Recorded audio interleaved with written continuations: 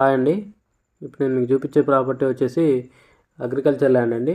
So ఇది location వచ్చేసి Rapalli village అండి.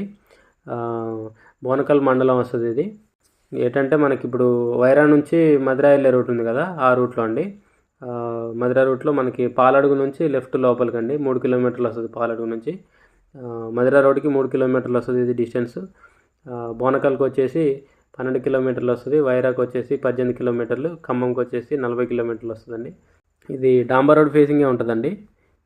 ఇది టోటల్ వచ్చేసి 6.5 ఎకరాలు.